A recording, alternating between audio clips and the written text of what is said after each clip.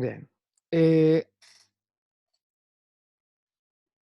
tema de hoy es la donación. La donación como contrato y como cuestiones vinculadas a la misma.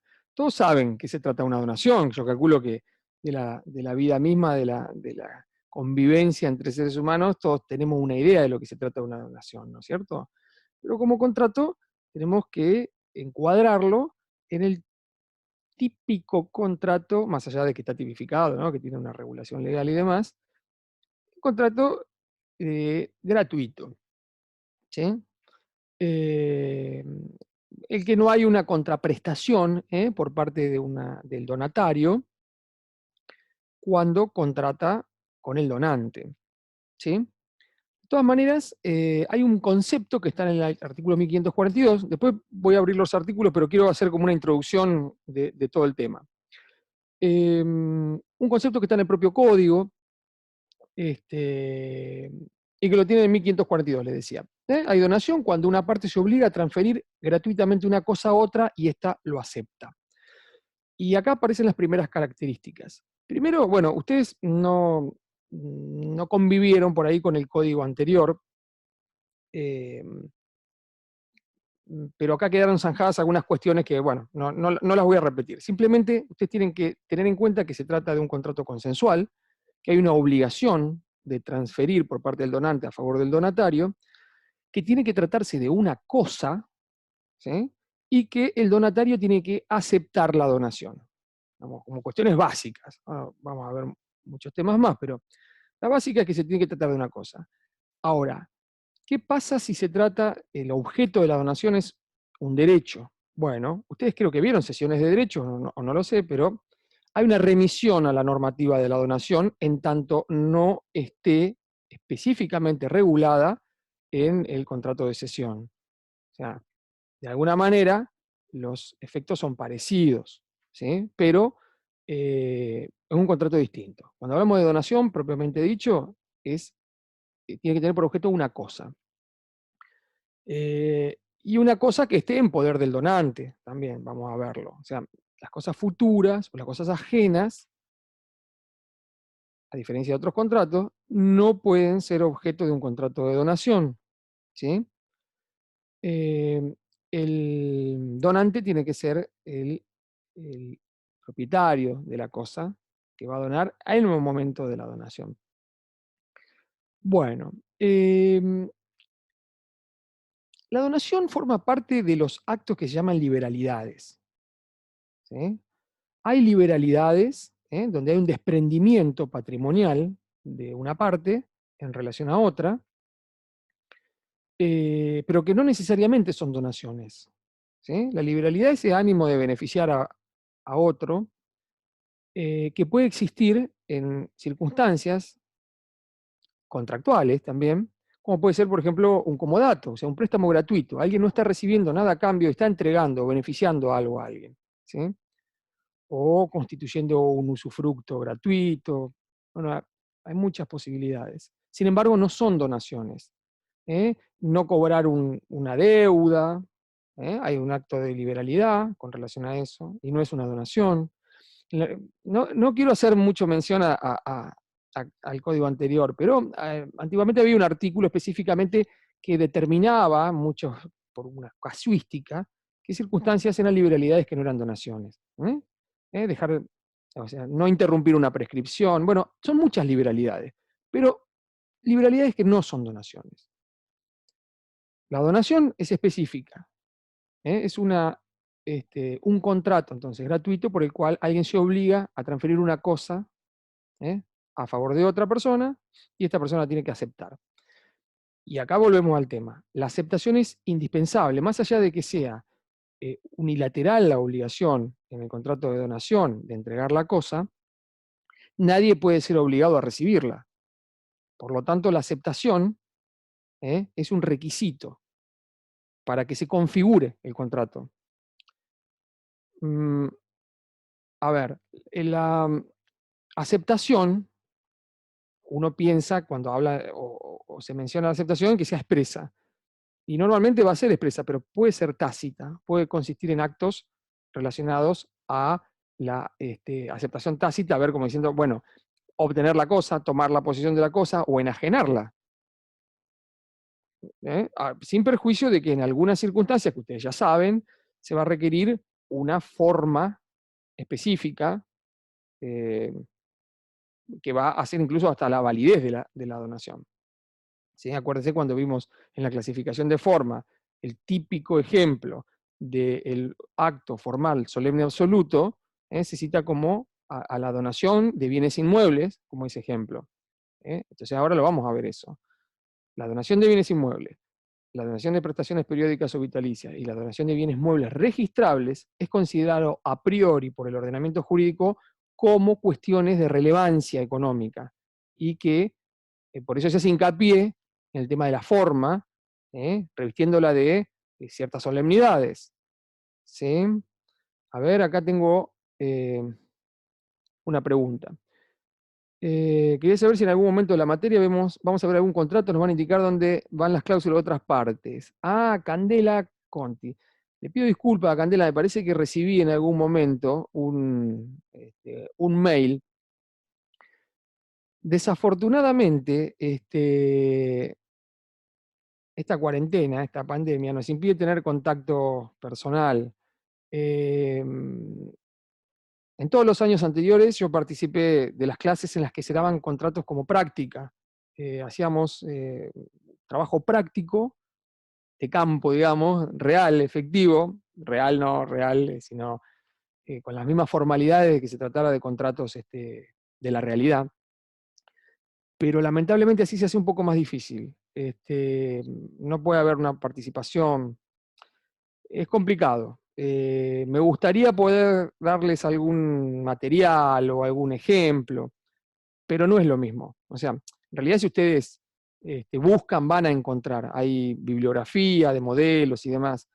eh, pero no es lo mismo que pensar en un contrato, imaginarse que se está celebrando, cómo se redactan las cláusulas, qué pueden pensar una u otra parte relacionado con lo que está procurando en esa contratación. Bueno, en el caso de la donación de bienes inmuebles es más fácil porque las partes no participan en la redacción, sino solamente en la suscripción, porque tiene que ser por escritura pública. Pero imaginen un contrato de locación. Vimos con ustedes locación la vez pasada. No, no lo traje, podría haber traído un contrato de locación y lo podíamos analizar, pero bueno,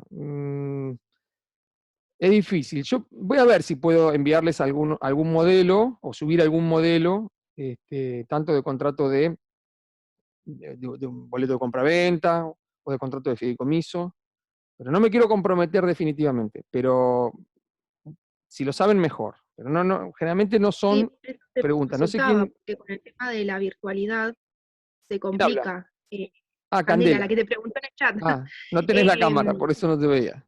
no, no tengo la Decime. cámara. Bueno, decime.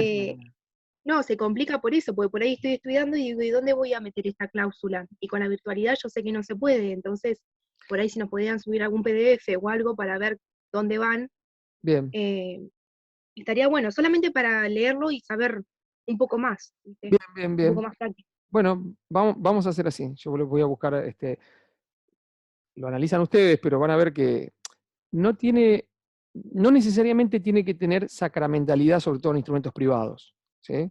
Es un poco más formal la redacción cuando se trata de instrumentos públicos, cuando se hacen escrituras. Pero tampoco es un requisito esencial. ¿Sí?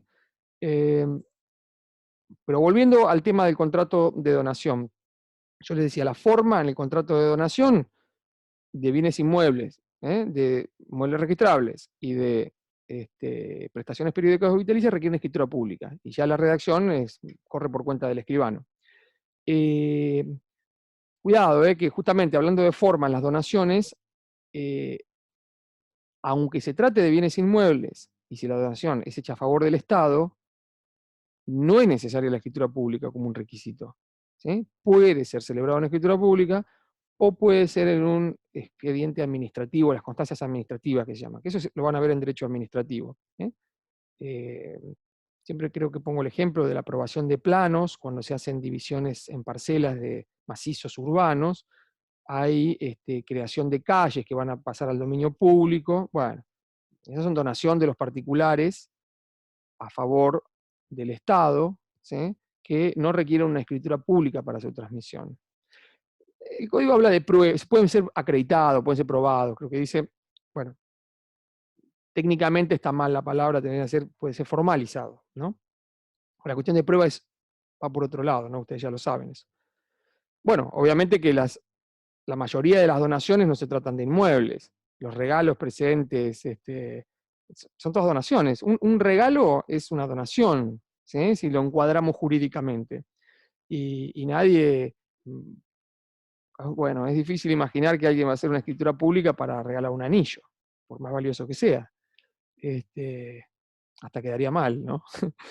Pero bueno, si uno quisiera dejarlo asentado de alguna manera, podría hacerlo. Ustedes también, acuérdense que los títulos al portador, el dinero y demás, no requiere una formalización instrumental, ¿eh? La simple tradición es suficiente, la simple tradición. La expresión de la voluntad como forma debe existir, ¿tá?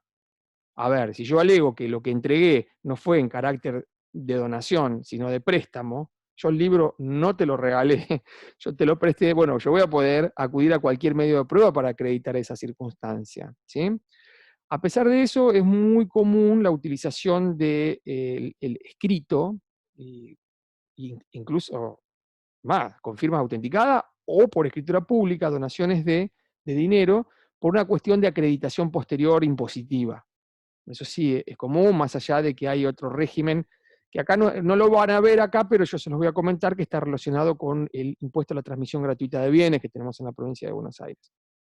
Bueno, pero volviendo, yo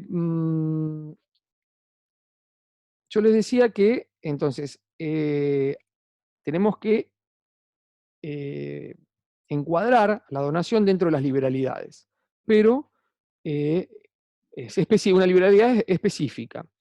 Ahora bien, la donación requiere algo que los demás contratos no tienen, que es lo que se llama o se denomina, no está en la ley, pero es se dice en latín, el animus donandi. El animus donandi, ¿qué es? Es justamente esa voluntad de querer beneficiar a otra parte. Esa motivación que tiene el donante de querer beneficiarlo. Entonces, es una cuestión interesante porque si alguien no tuvo ese animus donandi y terminó realizando una donación, podría ser afectada la causa de la misma, ¿sí? Es mucho más fácil en un contrato de compraventa imaginarse la situación de que alguien quiere vender algo para obtener el precio del objeto vendido y la otra parte de adquirirlo. Bueno, lo que ustedes ya saben, ¿no? En una donación es un poquito más complejo ese análisis. Por eso, ¿qué es lo que motiva a una persona a realizar una donación? Bueno, justamente, querer beneficiar a alguien, a otro. Aunque podría haber otra motivación subyacente que fuera más allá. A ver, cuando Coca-Cola regala botellitas, y bueno, uso un Coca-Cola o cualquier otra marca, está donando, pero tiene un fin publicitario. O cuando se realizan donaciones por una cuestión tributaria, bueno, hay un porcentaje de las ganancias que las empresas pueden llegar a no pagar si se realizan donaciones específicas. Bueno, hay otro tipo de motivaciones, ¿sí? Entonces, el ánimo donandi ahí tiene unos perfiles un poco menos contundentes. O sea, las motivaciones pueden ser distintas, pero el animus donandi es algo que uno siempre tiene que tener en consideración cuando se trata de una donación en relación a un cuestionamiento de la misma. ¿Hubo animus donandi? ¿No? Bueno. Bien. Sigamos. Cualquier cosa me interrumpen, me hacen preguntas. Habilitan los micrófonos o me mandan por chat y lo charlamos. Esta es la idea. Igual después, insisto, vamos a repasar, yo ahora en un rato, o ahora o en la próxima, comparto la pantalla y vamos a ir viendo los artículos para tener una idea un poquito más sistematizada. Yo le quiero brindar ahora las ideas genéricas para la ubicación del análisis de la cuestión, ¿sí? ¿Qué otras cuestiones están relacionadas con la donación? Bueno, principalmente está relacionada con la forma, ¿Por qué la exigencia de la forma? Porque se quiere o se pretende proteger a aquella persona que está disponiendo de su patrimonio sin obtener nada a cambio. ¿Sí? Eso sería una síntesis. Pero, ¿qué otros temas están vinculados? Bueno, es muy común que se pregunte qué son las donaciones inoficiosas. Esto vayan prestando atención. Pues, bueno, ¿qué donaciones inoficiosas? ¿Qué pasa con las donaciones? ¿Qué hubo? Bueno, recientemente hubo una reforma que entró en vigencia el 25 de diciembre del año pasado, del 2020, hace muy poquito, que modificó. Si tienen códigos ustedes un poquito más anteriores, no lo van a tener. No en el articulado del contrato de donación, de 1542 y siguiente, en otra parte. Pero justamente porque las donaciones tienen algunas consecuencias relacionadas con el derecho de familia y de sucesiones. ¿Sí? Y acá viene la cuestión de las donaciones inoficiosas. A ver, en la Argentina existe una limitación al acto de disposición por causa de muerte. O sea, no sé si en la mayoría, pero en muchos países del mundo, qué sé yo, ustedes pueden ver en las películas norteamericanas, que las personas realizan testamentos y disponen libremente de su patrimonio para después de su muerte. En la Argentina también se puede hacer. Lo que ocurre que cuando la persona tiene herederos, lo que llaman legitimarios o vulgarmente herederos forzosos, la persona no puede testar, ¿eh? disminuyendo esa porción legítima o forzosa que tienen estos herederos, que se tratan de los descendientes, los ascendientes o el cónyuge. Y ustedes me dirán, ¿qué tiene que ver con la donación? Bueno, la donación entra dentro de la posibilidad de su reducción o de su colación si afecta esta porción legítima, no en el momento de su realización, sino en el momento del fallecimiento del donante. ¿Sí? Ahora voy a aplicar un poquito más. Si el donante en vida puede hacer lo que le plazca con su patrimonio, bueno, considerando bueno, el tema de prodigalidad, bueno, olvidemos esas cuestiones, pero en principio una persona puede donar, puede vender, puede donar lo que quiera. También hay otra limitación si no puede donar todo, si no se reserva el usufructo, si no tiene medios suficientes, pero en principio tiene la libre disponibilidad. Bien, ¿qué pasa? Si tiene herederos forzosos, puede tener cónyuge, puede tener padre, puede tener hijos, pueden ser afectados si fallece este donante. Vamos a ver que hay un plazo también para esto. Y con esa donación se privó de la porción legítima que les hubiese correspondido a los herederos forzosos. ¿Me van siguiendo hasta acá? O sea, imaginen la situación donde hay una persona que tiene herederos forzosos y que dispone parte de su patrimonio excediendo la porción disponible, que ya se las paso a decir. En el caso de que existan hijos, la porción disponible es solamente de 1/3. Si son cónyuge o ascendientes, es de 1/2, o sea, la mitad. ¿Qué es lo libremente disponible? Imagínense por testamento, 1/2, si tiene cónyuge, la persona, o si tiene padres. Si tiene hijos, solamente 1/3, no llega a un 33,33%, si quieren, en porcentaje. ¿Sí? Entonces, llegada la situación en que fallece el donante, hecha la donación, imaginemos por ahora a un tercero, esa donación pasa a encuadrar la circunstancia de inoficiosa, o pasaría a conformar una donación inoficiosa. ¿Por qué? Porque se vulneró la legítima que les hubiese correspondido a los herederos forzosos. ¿Sí? Entonces imaginen, a ver, fácil. 3 departamentos iguales tengo, yo dono en vida a un sobrino, a un tercero, por ahora vamos a ver porque tiene distintas adecuaciones, 2 de los departamentos. Me quedo viviendo en uno solo, no pueden decir nada los herederos forzosos porque yo estoy con vida. Además, el patrimonio es variable. Puede ser que con el transcurso del tiempo yo genere recursos económicos y vuelva a comprar 2, 3, 4, 5, 10 departamentos y lo que en una instancia parecía inoficioso, después deje de serlo. O sea, el patrimonio se fija al momento para el cálculo al momento del fallecimiento del causante, en este caso del donante. Causante es el muerto, ¿sí? En términos sucesorios. Entonces, vayan tomándole el pulso a la situación. Es una persona, si realiza un testamento, cuestión que no vamos a ver acá, ustedes lo van a ver en Familia y Sucesiones, bueno, cuando se realiza la apertura de la sucesión testamentaria, se presentarán los herederos forzosos, se presentará el heredero testamentario, bueno, y el juez determinará si se excedió o no la parte disponible que tiene la persona en el momento de fallecimiento, porque en ese momento es donde se determina el patrimonio, les decía yo, de los bienes relictos. Ahora bien, si esta persona realizó una donación sin testamento, si fue a un tercero, los herederos forzosos tienen derecho a accionar contra el donatario por reducción, se llama, ¿sí? Por reducción.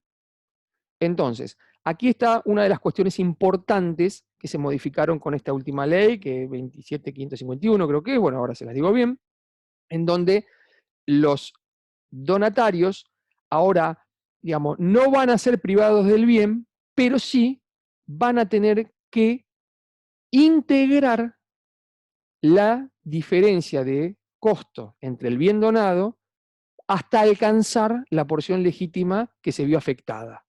¿Me siguen? No necesariamente va a ser el total del inmueble. ¿Ah? Es más, puede ser que no o sea, que sobre los bienes disponibles, y por lo tanto, esa donación no va a resultar inoficiosa. El problema está cuando supera la porción disponible del donante ahora causante. Acuérdense porque esto es muy importante, las acciones no nacen sino a partir del momento de fallecimiento del donante.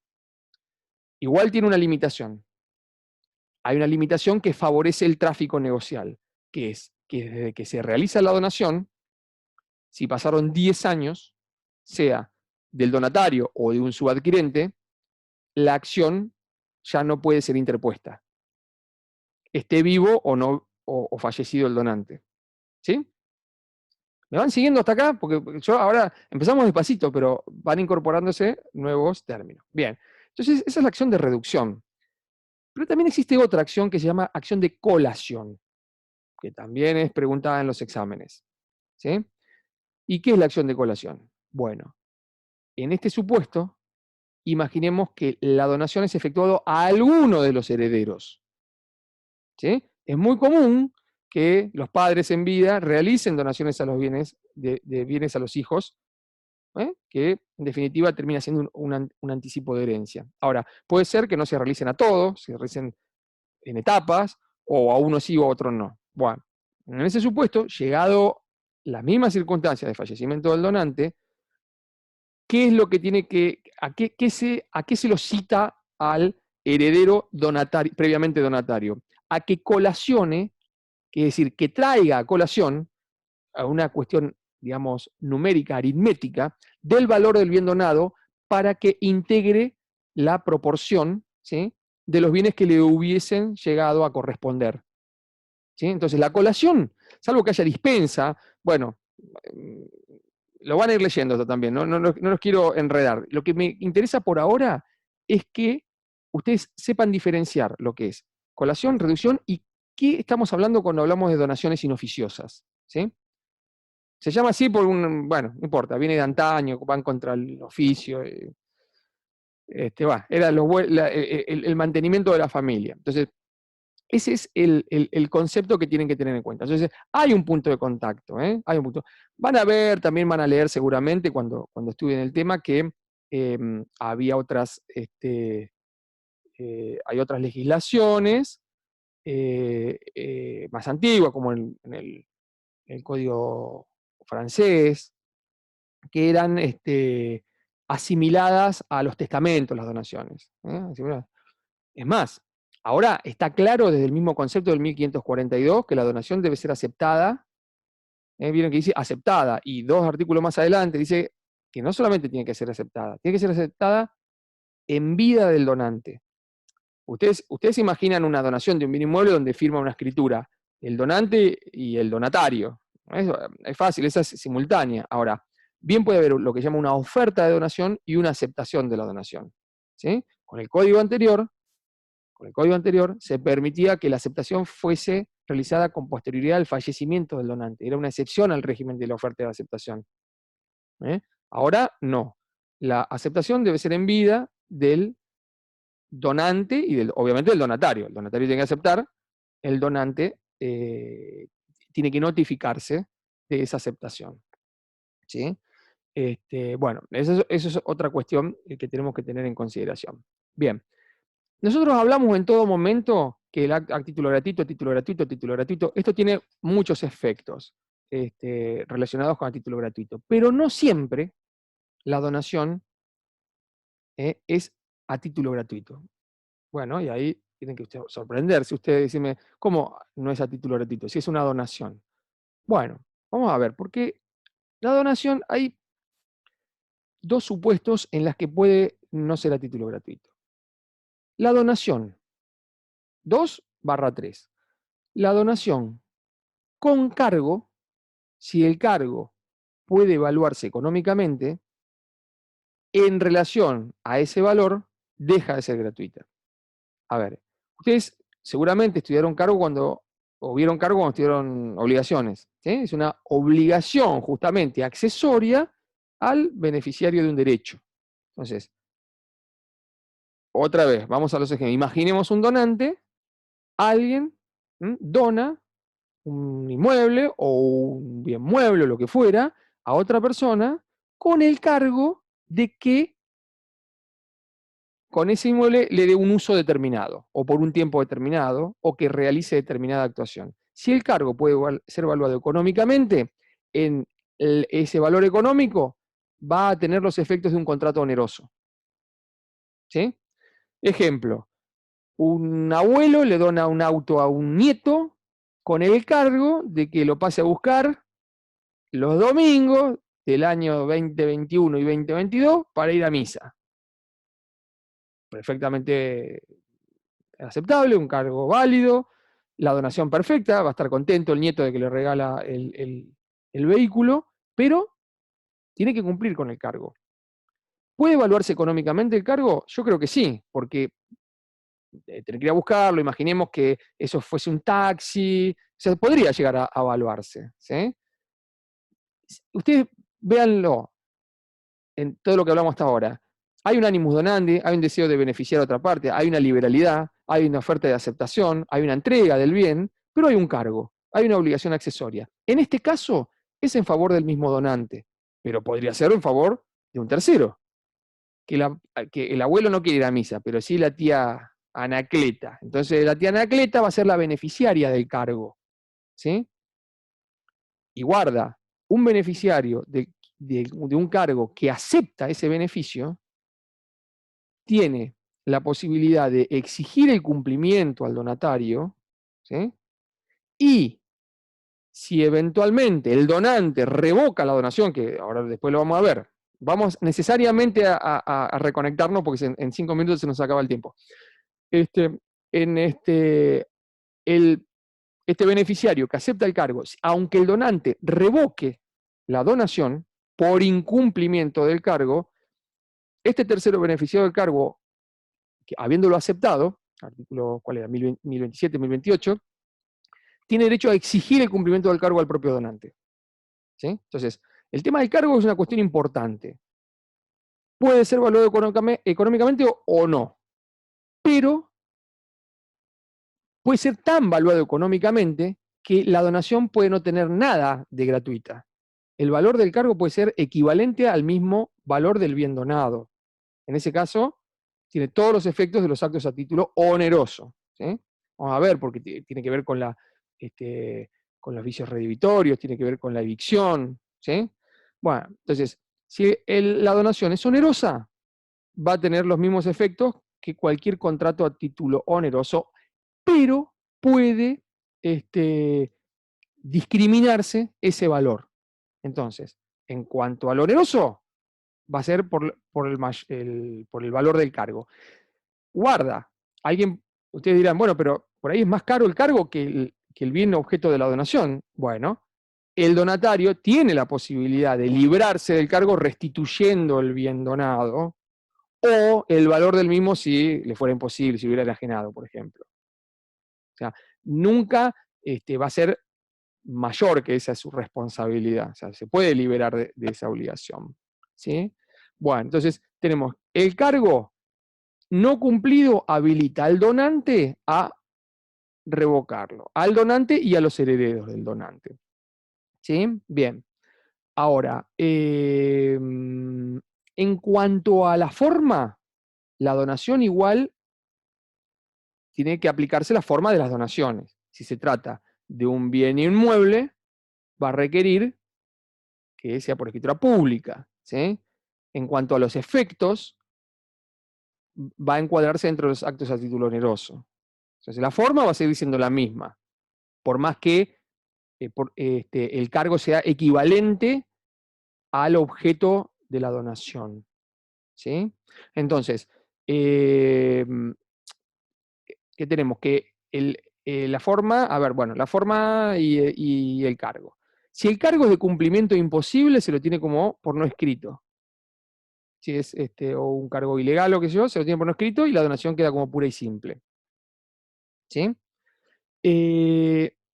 A ver qué más le puedo decir con relación al cargo. Bueno, ya me voy a acordar. ¿Qué otro tipo de donaciones tenemos onerosas? Ustedes no sé si escucharon hablar de la donación remuneratoria, y si no, lo van a escuchar ahora. La donación remuneratoria, ¿qué significa eso?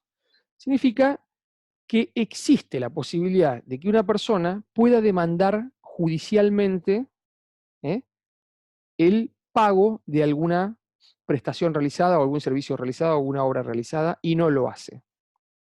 Ese crédito, digamos, que podría ejercerlo, accionar judicialmente para lograrlo, esta persona no lo hace. Y el donante, con ánimo de beneficiarlo, de liberalidad, pero con el fundamento de una especie, tomémoslo así, de dación en pago, dona determinado bien a esta persona, que podría demandar y no lo hace. Bueno, en este caso hay que evaluar, ¿sí?, el importe del crédito no accionado y con relación a ese valor va a tener las características de onerosidad. ¿Sí? Parecido al tema del valor del cargo, una vez que se puede evaluar. Cuidado, la donación remuneratoria tiene que especificar que se tiene en mira remunerar. Y tiene que constar específicamente, expresamente. ¿Sí? Si no, no constituye una donación remuneratoria. ¿Cuál es el ejemplo que se utiliza habitualmente? El del médico que opera a un paciente y no le quiere cobrar. No le quiere cobrar, no es que no le quiere cobrar, no le cobra. Sin embargo, podría exigir el pago hasta judicialmente, porque le corresponde. ¿Sí? No lo hace, por lo que fuera, porque es una liberalidad también, que no es una donación la que hace el médico. Bueno, no lo hace. La persona que sobrevivió a la operación está muy contenta y quiere retribuir a esta persona. Pero, ¿por qué quiere dejar constancia de esto? Porque ustedes piensen que uno de los efectos de la onerosidad de las donaciones es que no va a estar sujeta ni a colación ni a reducción. Entonces, a veces es muy importante que se consigne esa circunstancia, porque uno no le quiere dejar esa posibilidad de pérdida al donatario. ¿Sí? Entonces, tiene que estar expresamente previsto y tiene que